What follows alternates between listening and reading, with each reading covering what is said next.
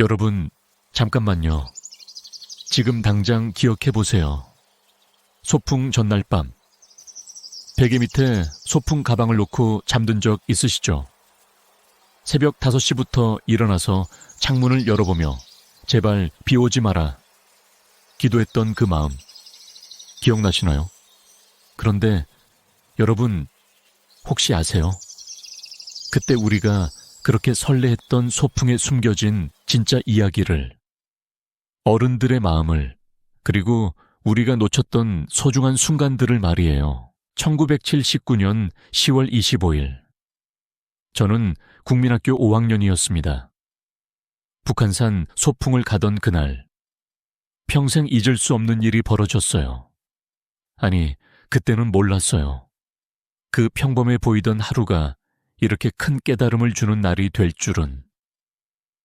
오늘 여러분께 들려드릴 이야기는 단순한 소풍 추억이 아닙니다. 그날 산속에서 벌어진 놀라운 일들, 길을 잃은 아이를 위해 온 학교가 뒤집어진 이야기, 그리고 평생 가슴에 남은 선생님의 한마디. 준비되셨나요? 그럼 저와 함께 그때 그 가을산으로 떠나볼까요? 소풍 일주일 전부터 우리 집은 난리가 났어요. 어머니가 소풍 도시락을 뭘 해갈지 고민하기 시작하신 거예요. 그때는 지금처럼 편의점에서 뭘 사오는 게 아니었잖아요. 모든 걸 손수 만들어야 했으니까요. 김밥을 할까? 주먹밥을 할까? 반찬은 뭘 넣지? 과일은 뭘 가져갈까? 어머니의 혼잣말이 일주일 내내 계속됐어요. 그런데 더 재미있는 건 동네 아주머니들이 모여서 소풍 도시락 회의를 하셨다는 거예요. 김 사모님은 김밥 잘하시니까 김밥 해주시고, 박 사모님은 계란말이 해주시고, 마치 작전회의 하듯이 역할 분담을 하시더라고요. 왜 그러셨을까요? 나중에 알고 보니 우리 반에 도시락을 제대로 못 싸오는 아이들이 몇 명 있다는 걸 어머니들이 알고 계셨던 거예요. 소풍 전날 밤이었어요. 저는 흥분해서 잠이 안 와서 부엌으로 갔는데 어머니가 새벽 2시까지 김밥을 싸고 계시더라고요. 그런데 양이 장난이 아니었어요. 우리 가족이 먹을 양의 3배는 되어 보였어요. 어머니, 왜 이렇게 많이 싸세요? 소풍은 다 같이 나눠 먹어야 맛있지. 혼자 맛있게 먹으면 뭔가 허전하잖니. 그때는 그냥 그런가 보다 했어요. 하지만 지금 생각해보면 어머니는 이미 알고 계셨던 거예요. 진짜 소풍의 의미가 무엇인지를 말이에요. 소풍 당일 새벽 5시. 알람도 안 맞췄는데 저절로 눈이 떠졌어요. 창문을 열어보니 맑은 하늘이 보이더라고요. 와, 날씨 완전 좋다.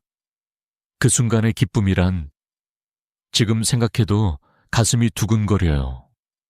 서둘러 준비하고 학교에 도착하니 벌써 친구들이 와 있었어요. 모든 아이들 얼굴에 웃음이 가득했어요.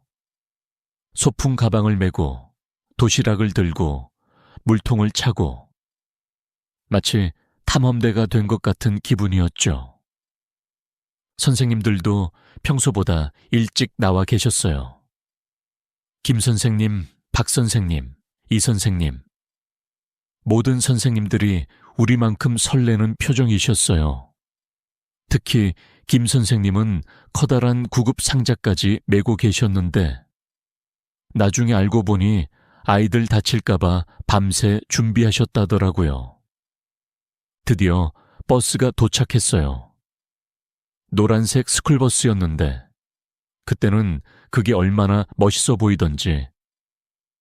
버스 앞에 북한산 소풍이라고 써진 플래카드가 붙어있는 것만으로도 가슴이 뛰었어요. 버스에 올라타는 순간부터 이미 소풍이 시작된 거나 마찬가지였어요. 앞자리, 뒷자리, 창가 자리. 어디에 앉느냐가 그렇게 중요할 수가 없었거든요. 저는 운 좋게 창가 자리를 차지했어요. 학교 종이 땡땡땡. 어서 모이자. 버스가 출발하자마자 누군가 노래를 부르기 시작했어요. 그러자 온 버스가 합창단이 됐어요. 선생님들도 함께 부르시고 기사 아저씨도 콧노래를 흥얼거리시고 창밖으로 보이는 풍경이 점점 바뀌어갔어요. 도시의 건물들이 사라지고 논밭이 나타나고 산이 보이기 시작하더라고요. 특히 단풍이 막 들기 시작한 산의 모습이란 빨간색, 노란색, 주황색이 어우러진 그 아름다움을 뭐라고 표현할까요? 버스 안에서는 온갖 이야기가 오갔어요. 도착하면 뭐 할까? 보물찾기 하자. 술래잡기도 하고 나무 타기도 하고 아이들의 상상력에는 끝이 없었어요. 그런데 그때 한 아이가 조용히 앉아있는 걸 발견했어요. 바로 우리 반에서 가장 말이 없던 수진이었어요. 다른 아이들이 다 신나게 떠들고 있는데 혼자만 창밖을 바라보고 있더라고요. 수진이는 평소에도 혼자 있는 시간이 많았어요. 아버지가 일찍 돌아가시고 어머니 혼자 수진이와 동생을 키우시는 어려운 집이었거든요. 소풍 도시락도 다른 아이들만큼 풍성하지 못할 거라는 걸 모두들 알고 있었어요.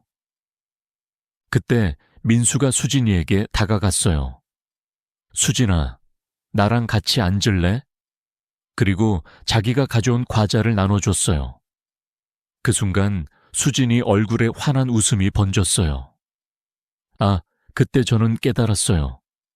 진짜 소풍은 어디를 가느냐가 아니라 누구와 함께 하느냐가 중요하다는 걸. 그리고 작은 배려 하나가 누군가에게는 세상 전부가 될 수 있다는 걸 말이에요. 1시간 반을 달려서 드디어 북한산 입구에 도착했어요. 버스에서 내리자마자 맑은 공기가 확 들어왔어요. 도시에서는 맡을 수 없는 그 청량한 공기. 나무 냄새, 흙 냄새, 풀 냄새가 뒤섞인 자연의 향기였어요. 와, 진짜 산이다. 공기가 완전 좋다. 나무가 정말 크다. 아이들이 여기저기서 탄성을 지르고 있었어요. 그때는 지금처럼 여행을 자주 다니는 시대가 아니었잖아요. 대부분의 아이들에게는 이런 자연을 만나는 게 정말 특별한 경험이었어요. 김 선생님이 호루라기를 불며 말씀하셨어요. 자, 이제부터 산을 올라갈 거예요. 절대 혼자 다니면 안 되고 항상 선생님이 보이는 곳에 있어야 해요. 알겠죠? 네. 모든 아이들이 힘차게 대답했어요. 그리고 드디어 산행이 시작됐어요. 처음에는 모든 아이들이 신나게 뛰어다녔어요. 빨리빨리, 나 먼저, 정상까지 달려갈 거야. 그런데 30분쯤 지나니까 지쳐서 헉헉거리는 아이들이 나타나기 시작했어요. 그때 선생님들의 진짜 모습을 볼 수 있었어요. 힘들어하는 아이들을 하나하나 챙겨주시고, 가방을 대신 들어주시고, 물을 나눠주시고, 마치 친부모처럼 보살펴 주셨어요. 특히 김 선생님은 가장 뒤에서 아이들을 챙기시면서 올라오셨어요. 천천히 와도 돼. 소풍은 경쟁이 아니야. 모두 함께 즐기는 거란다. 산을 오르면서 본 가을 풍경은 정말 장관이었어요. 빨갛게 물든 단풍나무, 노랗게 변한 은행나무, 아직 푸른 소나무들. 자연이 만들어낸 최고의 작품이었어요. 중간중간 쉬면서 선생님이 자연에 대해 설명해 주셨어요. 저 나무는 참나무야. 도토리가 열리는 나무지. 저 새는 까치야. 어떻게 생겼는지 잘 봐둬. 저기 보이는 건 다람쥐 구멍이야. 도시에서만 살던 우리에게는 모든 게 신기했어요. 책에서만 보던 것들을 실제로 보니까 얼마나 흥미진진했는지. 자연이 최고의 교실이었어요. 1시간 반 정도 올라가니 드디어 목적지가 나타났어요. 탁 트인 공터에 벤치들이 몇 개 있고 그 앞으로는 서울 시내가 한눈에 내려다 보이는 멋진 전망대였어요. 와, 우리 학교가 보인다. 저기가 우리 동네야. 세상이 이렇게 넓구나. 아이들이 각자 자기가 사는 곳을 찾아보며 신나게 떠들었어요. 그때 처음 알았어요. 세상이 이렇게 넓다는 걸. 우리가 사는 곳이 이렇게 작은 점 같다는 걸. 드디어 점심시간이 되었어요. 모든 아이들이 기다리던 순간이었죠. 돗자리를 펼치고 도시락을 꺼내는 순간, 와, 정말 축제가 따로 없었어요. 어머니들이 준비해 주신 도시락들이 하나둘 공개되기 시작했어요. 김밥, 주먹밥, 계란말이, 닭튀김, 과일, 김치. 정말 다양하고 맛있어 보이는 음식들이 가득했어요. 그런데 그때 저는 놀라운 광경을 목격했어요. 모든 아이들이 자기 도시락만 먹는 게 아니라 서로 나눠 먹기 시작한 거예요. 야, 이거 맛있다. 너도 먹어봐. 어머니가 김밥을 많이 싸주셨어. 같이 먹자. 과일 많이 가져왔으니까 모두 먹어. 아무도 시키지 않았는데 자연스럽게 나누는 모습. 그게 바로 그때 아이들의 순수한 마음이었어요. 특히 수진이를 위해서는 모든 아이들이 자기 음식을 조금씩 나눠줬어요. 억지로가 아니라 정말 자연스럽게. 수진이 도시락이 다른 아이들보다 소박하다는 걸 모두 알고 있었지만 아무도 그걸 드러내지 않고 자연스럽게 배려했어요. 수진이가 고마워라고 말할 때의 그 미소. 지금 생각해도 가슴이 따뜻해져요. 그때 저는 깨달았어요. 나누는 것이 얼마나 아름다운 일인지를. 그리고 진짜 친구가 무엇인지를 말이에요. 선생님들도 아이들과 함께 둘러앉아서 도시락을 드셨어요. 평소 교실에서는 엄한 선생님들이 그때만큼은 정말 다정한 큰언니, 큰형 같으셨어요. 김 선생님이 말씀하셨어요. 자연 속에서 친구들과 함께 먹는 밥이 세상에서 가장 맛있는 밥이야. 정말 맞는 말이었어요. 그때 먹은 김밥 맛을 지금도 잊을 수가 없어요. 점심을 먹고 나서는 자유시간이었어요. 술래잡기도 하고 나무 타기도 하고 돌 던지기도 하고 아이들은 자연 속에서 마음껏 뛰어놀았어요. 그런데 그때 사건이 벌어졌어요. 숨바꼭질을 하다가 영수가 사라진 거예요. 처음에는 그냥 잘 숨어 있는 줄 알았어요. 영수야, 나와. 게임 끝났어 하고 불러도 나타나지 않았어요. 10분, 20분. 시간이 지나도 영수는 나타나지 않았어요. 선생님들 얼굴이 급하게 변했어요. 산에서 길을 잃으면 정말 위험하거든요. 김 선생님이 즉시 비상체제를 선포했어요. 모든 아이들 여기 모여. 아무도 여기서 벗어나면 안 돼. 그리고 다른 선생님들과 함께 영수를 찾으러 산속으로 들어가셨어요. 그때 아이들의 반응이 정말 놀라웠어요. 누구 하나 장난치거나 떠들지 않고 모두 진지하게 영수를 걱정했어요. 영수 괜찮을까? 빨리 찾았으면 좋겠다. 무서우면 어떡하지? 30분이 지나고 1시간이 지나도 영수는 나타나지 않았어요. 다른 학교 선생님들까지 합류해서 수색 작업이 시작되었어요. 온 산이 영수를 찾는 사람들로 가득했어요. 그때 저는 깨달았어요. 어른들이 얼마나 우리를 사랑하고 걱정하시는지를. 한 아이가 없어졌다고 해서 수십 명의 어른들이 모든 걸 멈추고 찾아다니시는 모습을 보면서 말이에요. 2시간이 지났을 때였어요. 저 멀리서 김 선생님 목소리가 들렸어요. 찾았어요. 영수 찾았어요. 그 순간 모든 아이들이 환호성을 질렀어요. 야호! 영수다! 살았다! 영수는 선생님 등에 엎혀서 나타났어요. 울먹울먹하면서도 무사한 모습이었어요. 길을 잃고 무서워서 울고 있었는데 선생님들이 찾아주셔서 얼마나 고마웠는지. 김 선생님이 영수를 꼭 안으시면서 말씀하셨어요. 괜찮다. 괜찮아. 선생님이 있잖니. 무서웠지? 이제 괜찮아.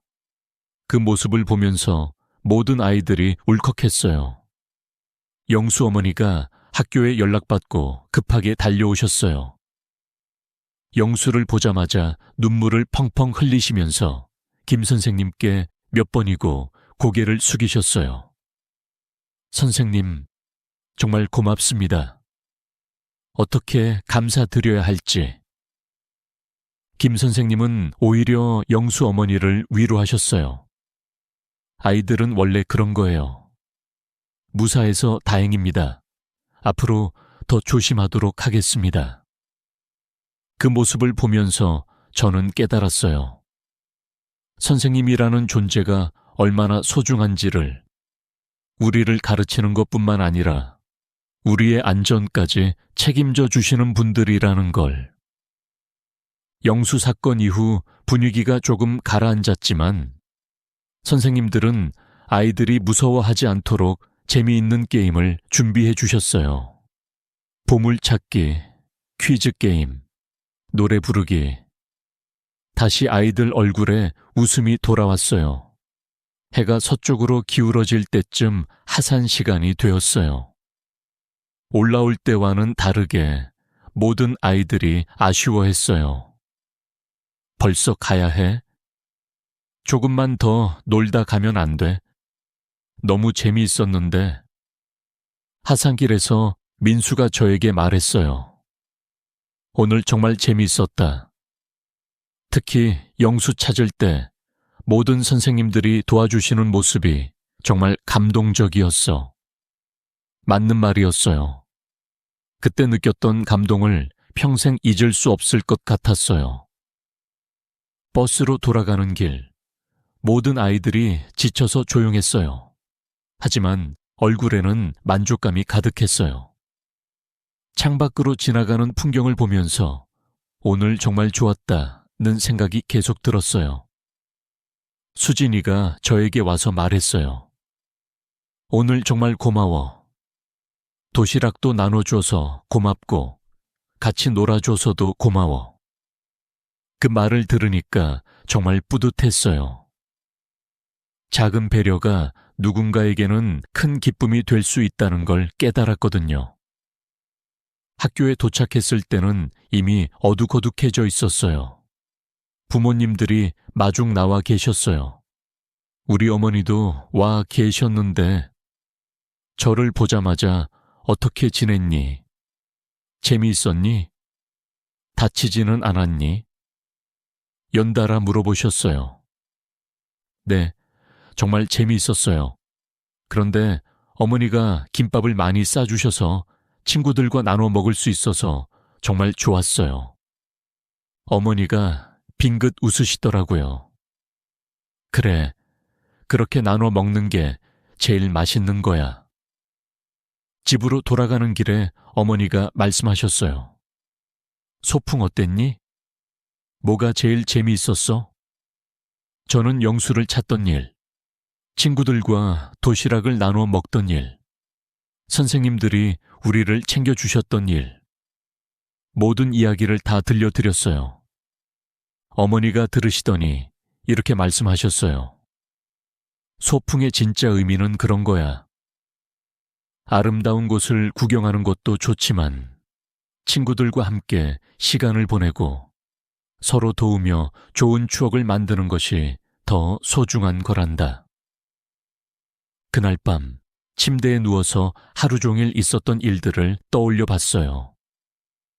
버스에서 부른 노래, 산에서 본 아름다운 풍경, 친구들과 나눠 먹은 도시락, 영수를 찾기 위해 노력했던 선생님들, 수진이의 고마운 인사. 모든 게 꿈같이 행복했어요. 그리고 깨달았어요. 진짜 소풍은 어디를 가느냐가 아니라 누구와 함께하느냐가 중요하다는 걸. 그리고 작은 배려와 관심이 얼마나 큰 기쁨을 주는지를. 그 이후로 저는 소풍을 다르게 보게 되었어요. 단순히 놀러 가는 것이 아니라 친구들과 소중한 추억을 만드는 시간, 자연에서 배우는 삶의 교육, 서로를 챙기고 도우며 우정을 키워가는 소중한 경험. 다음의 소풍 때도, 그 다음의 소풍 때도 저는 항상 기억했어요. 나눔의 소중함을, 배려의 아름다움을, 그리고 함께하는 기쁨을 말이에요. 6학년 마지막 소풍. 그때는 정말 아쉬웠어요. 국민학교에서 가는 마지막 소풍이라는 생각에 모든 게 더 소중하게 느껴졌거든요. 그날 김 선생님이 말씀하셨어요. 여러분, 오늘이 마지막 소풍이네요. 그동안 함께했던 모든 순간들을 기억해 두세요. 이런 소중한 추억들이 여러분을 더 좋은 사람으로 만들어 줄 거예요. 정말 맞는 말씀이었어요. 그때의 소풍들이 저를 지금의 제가 되도록 만들어준 것 같아요. 나누는 것의 기쁨, 배려하는 마음, 함께하는 소중함. 모든 걸 소풍에서 배웠어요. 요즘 아이들의 소풍을 보면 많이 달라진 것 같아요. 물론 좋아진 점도 많아요. 안전하고 편리하고 다양한 체험을 할 수 있고, 하지만 뭔가 아쉬워요. 그때 우리가 가졌던 그 순수한 설렘이 없어요. 한 달 전부터 준비하면서 느꼈던 그 간절함도 없고, 친구들과 자연스럽게 나누고 배려했던 그 아름다운 마음들도 없어요. 지금은 모든 것이 개별화되었어요. 각자 자기만의 도시락을 먹고, 각자 자기만의 시간을 보내고, 하지만 그때는 달랐어요. 모든 걸 함께 했어요. 기쁨도, 걱정도, 음식도, 시간도. 어머니들도 마찬가지였어요. 내 아이만이 아니라 내 아이의 친구들까지 생각해서 도시락을 준비하시고, 선생님들도 한 아이가 없어지면 온 산을 뒤져서라도 찾아주시고. 그때는 그런 게 있었어요. 서로를 챙기는 마음, 함께 걱정하고 함께 기뻐하는 공동체 의식, 그리고 무엇보다 진짜 교육이 무엇인지를 보여주는 선생님들의 헌신. 자연도 지금과는 달랐어요. 훨씬 더 가깝고 더 친근했어요. 스마트폰도 없고 게임도 없었으니까 우리는 자연과 진짜로 만났어요. 나무 한 그루, 돌멩이 하나, 벌레 한 마리까지도 우리에게는 소중한 친구였어요.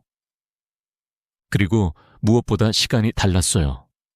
지금처럼 빨리빨리, 효율적으로가 아니라 천천히, 여유롭게 친구와 도란도란 이야기하며 걷는 그 시간, 돗자리에 앉아서 구름을 바라보며 꿈을 이야기하는 그 시간들이 얼마나 소중했는지.